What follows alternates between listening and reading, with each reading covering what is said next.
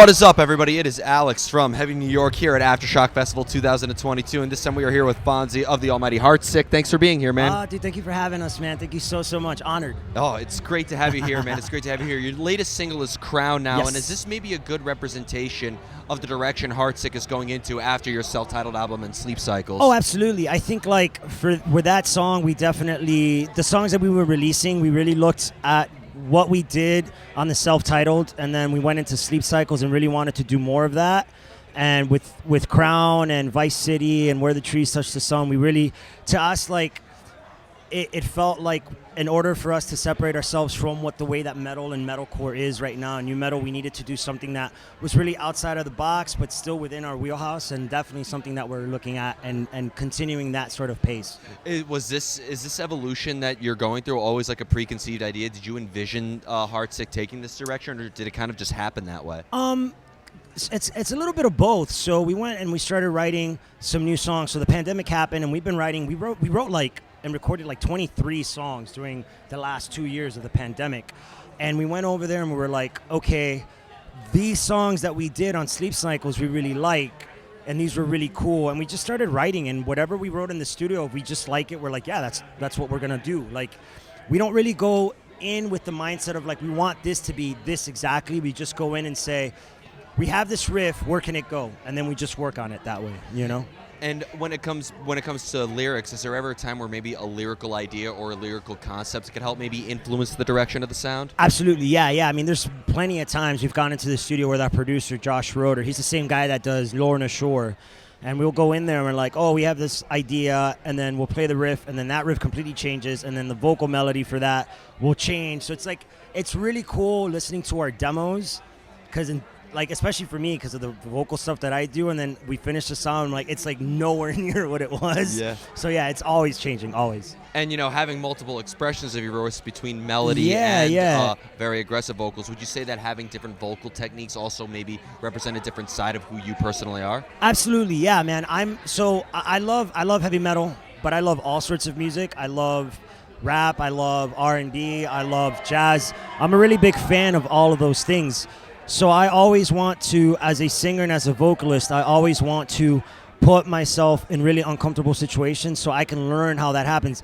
I am not a death metal singer at all. I am not somebody that could be in a band like North Shore, but I want to learn to do what Will does, so I will literally practice those things. I'm also not Sade, but I want to learn how to have that smooth, beautiful voice. So it definitely all comes into that. And then when writing lyrics, it always affects that. So yeah, I'm always pushing to learn any vocal technique I can. And it's great to hear you say that you like to put yourself in uncomfortable situations, because comfort, I think, is the greatest enemy for any artist. Of course. But at the same time, whether it would be, you know, stepping into new uncharted territory that's very uncomfortable, or even singing about personal demons or struggles, as cathartic as that could be, could that also make the creative process rather deteriorating too? I mean, not for me personally. For me, like, the one thing that I will say that we plan when we go into the studio, at least for me, vocally and lyrics, and I also help write the music, is I always come in with the idea I want to be uncomfortable. Like, literally, we will walk into the studio and I'll say, I have this riff, I want to make it this kind of song, but if we're not feeling uncomfortable while we're making it, that we're like maybe stepping outside of our wheelhouse, then we're not doing something right. So for me, it doesn't feel deteriorating. It's a way to always be like, we have to step it up, and we have to be different, and we have to always live up to the idea of what we've started as the band, and that is be as original as we can and make the music that we like. I know it's going to be heavy, because we're all heavy music fans in this band. You're not going to hear a R&B song from Heartsick. You're going to hear yeah, right? But you're going to hear, if you do, it's going to be heavy, like kind of shit like that, right? So we know that. Yeah, of course. And do you want the music to be open to interpretation, or do you maybe try to engage the listener into the meaning of each song as much as the music itself? It's left up to open interpretation. We actively, as far as lyrically, I actively write in double entendres, just because I feel that's really fun. For me, as a vocalist and as a lyricist, when you write lyrics that are really, really poignant but straight to the point, that's cool, but very few people know how to do that to where it doesn't come off cheesy. I feel like when you write in a more like double entendre way, it opens it up to tell a story better, because you can use imagery and ideas about, if let's say I want to write a song about pain, right? I could literally write a song about or knee pain. Let's take something crazy funny like knee pain. If I want to write a song about knee pain, I can literally just be like, my knee hurts, blah blah blah, and write it like that. Or I can think about an emotional pain, but also that can be physical, right? To me, that's way more interesting. That to me is way more challenging. Yeah. And it challenges people that are listening, because they're like, wait, what is this about? And I'm really into that. Yeah, 100%. And when it comes to writing these lyrics, or even writing the vocals or the music, is it easier to maybe when you're in the company of your fellow bandmates to write this music, or isolation being such a great fuel for creativity, you choose to maybe write lyrics or music when you're more in your own element? I like to write when I'm more in my own element, and it doesn't really have anything to do with the band members there. It's just my approach is I write paragraphs. I don't like, so it always trips me out when people write like lyrics before a song. They're like, this is a song, and they have like the song in their head. I'm like, how the fuck do you do that? That's just like mind-blowing to me.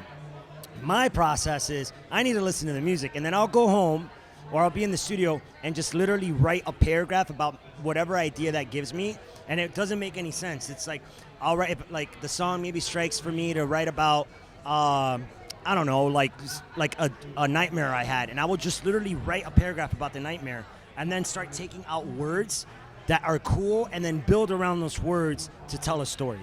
And how do you know when you're finished with a song? When there's a banger hook in it. There's got to have a hook. A banger hook. That's all you need. If the hook is banging, then once we write that hook, then I write around that, and then I'm like, cool. And for me, you always know when the lyrics are really good when you're like, I can't tell the story any better than this, right? Yeah. So, and I'd imagine you could approach it from both a literal and metaphorical stance exactly, as well. Exactly. When you're writing in double entendres, that's the thing. It's like you can go metaphorically or you can go literally. Whatever you want, it's up to you. You know what I'm saying? Yep. And the final question I wanted to ask you is when it comes to playing this material live, is there a similar energy that you put into your live presence as you do in your songwriting, or is playing live and songwriting two completely separate arts in your eyes?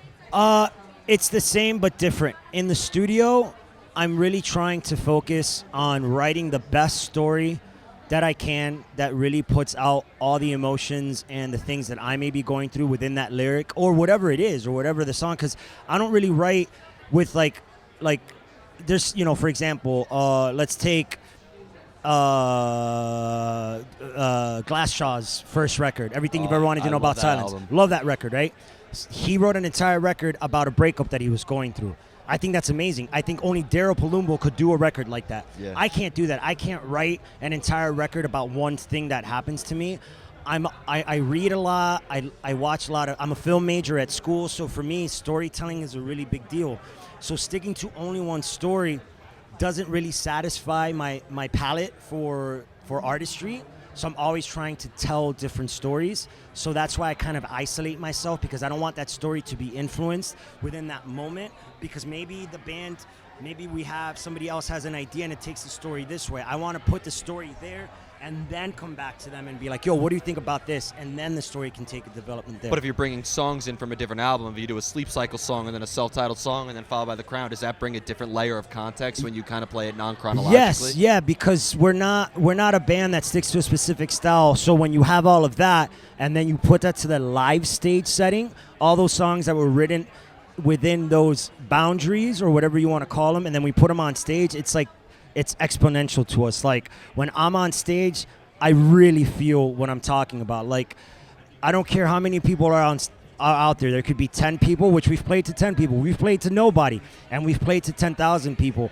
And it's the same show, because for me, it's just like I'm so hype and I just want to be out there and I just want to slay it. So it all comes out right then and there. Like I forget what happens. Like when we're done and I'll start seeing videos and photos, I'm just like, did I do that? Like I don't remember at all. It's like the hangover. Yeah. I'm like, yeah. It's like I wake up and I'm like, what the fuck just happened? Exactly. Right? Yep. But that's how you know you went for it. Exactly. Yep. Exactly.